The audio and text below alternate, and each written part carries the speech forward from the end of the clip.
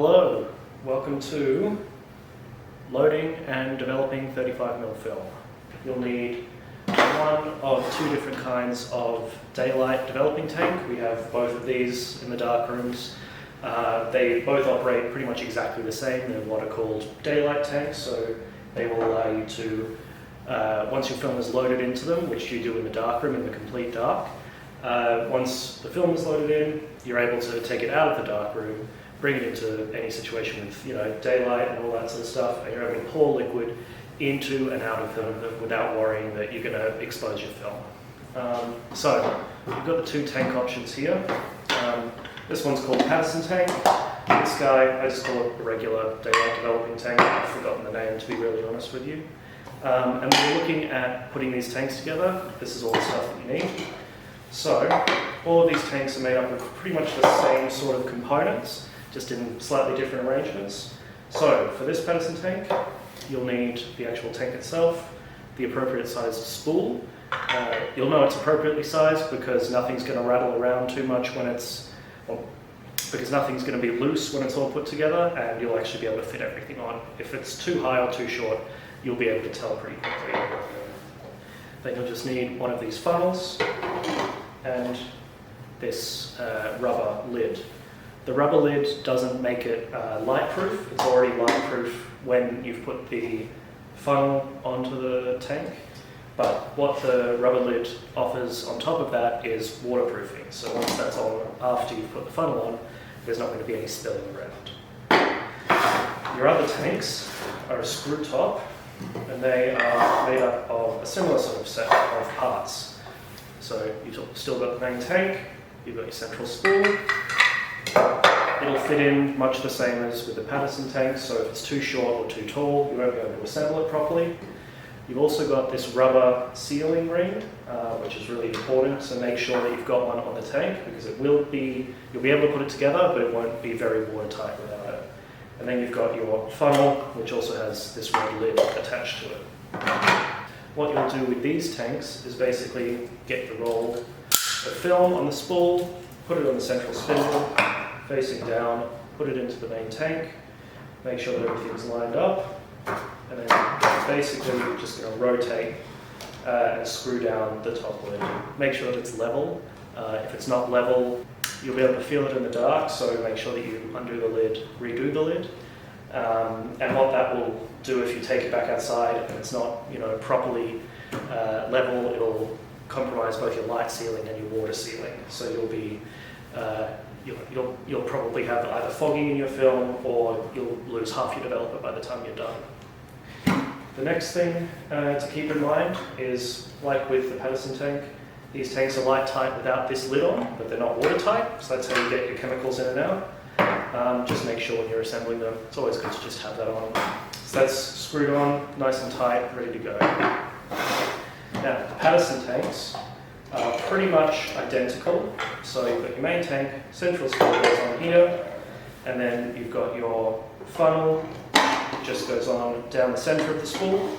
These just rotate, and then there's a little click.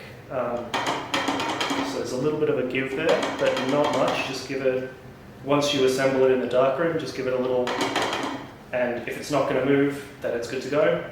Just a little click to unlock, a little click to lock. And then this goes on top, seal it all the way around, you're good to go.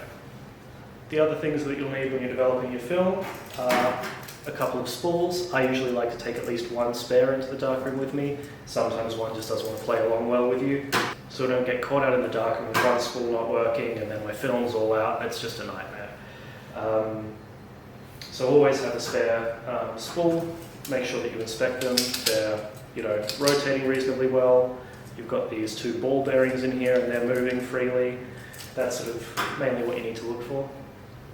You'll also need, and these should be already in the dark rooms, a film canister opening tool and a pair of scissors. These will be attached to the tables in the booths, 1 and 2, and then hopefully a few more as well.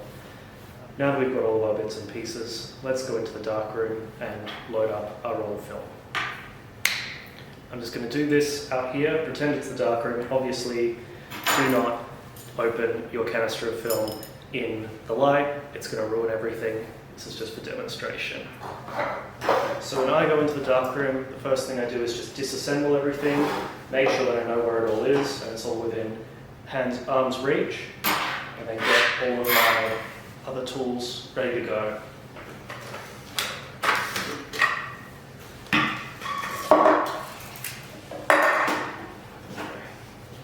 So now that everything's set up and ready to go, we're going to turn off the light and get our roll of film.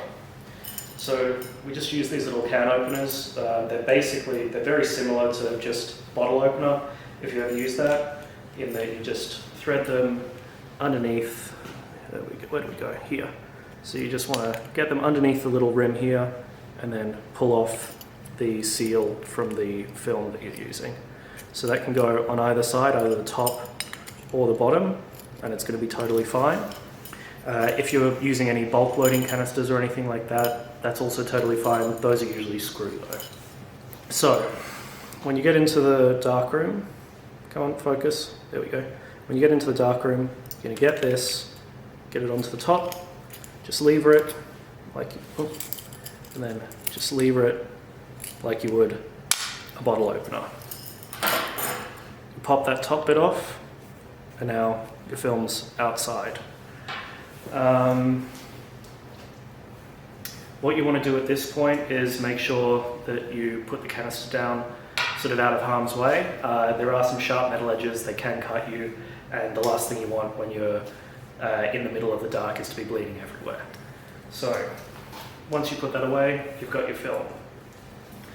Now, to load it onto the reel, what you want to do, get this leader that you'll have noticed when you were loading the film into the camera, and you want to get your pair of scissors and snip it just below this tongue here, so around about there. Don't worry too much about chopping a photo in half. You've usually got about 10 or 15 centimeters of film before you actually start hitting photos, so don't be too anxious about that. The next thing I just want to point out is it's always a good idea to not cut through any of these sprocket holes. If you cut through one of these sprocket holes, so say like this, these little divots can get caught on your film spool and make it more difficult than it needs to be to load. So once you've made a cut, I know it's in the dark so it's a bit difficult, but once you've made a cut, just feel your finger along the top there. As long as it's nice and flat and you're not feeling any of the edges from a sprocket hole, then it's probably a good time to load. Now, I'd recommend when you get to loading, before you go into the darkroom with your first roll of film, there's usually, I come out into this, we're going to go out of the fake darkroom for a bit. Before you go and load your first roll of film in the dark, there's usually a bunch of rejected film reels just in the main area. I would always encourage you to just grab one of those and then get a reel and start practicing by yourself. Do that a few times while you're looking and touching the film and holding everything so you know exactly what you're doing. And then once you're ready to go, once you're feeling comfortable with that, just close your eyes while you're doing it or hold it underneath the table or out of sight. You want to make sure that you're really comfortable with doing this without needing your eyesight before you end up doing it when you're in the dark with a roll of film that actually matters. The way that you roll film onto a film reel, a film spool, is basically you just want to make sure that you line up these two little arrows, I'll call them. So you want to make sure that you can identify that by feel and that they are parallel, so you don't want to load it when it's not parallel.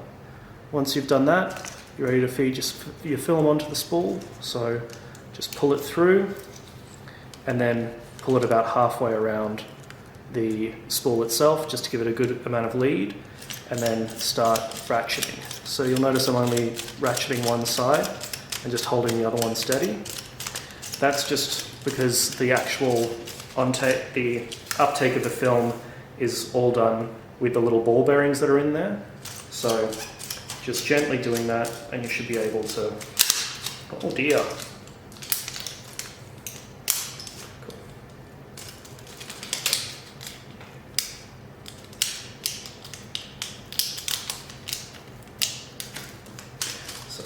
just gently keep advancing the film. It'll eventually get on there. Once you're comfortable with that, you're comfortable to do it in the darkroom. So, now that we're in the darkroom and our film is cut and ready to go, we're going to feed it on between those two spools, pull it around nice and gently, and then start gently ratcheting. You'll see that because this is quite old, it really wants to curl up, but generally speaking, it's going to be pretty chill. Once you get to the end, then you'll have your film attached to the actual sprocket.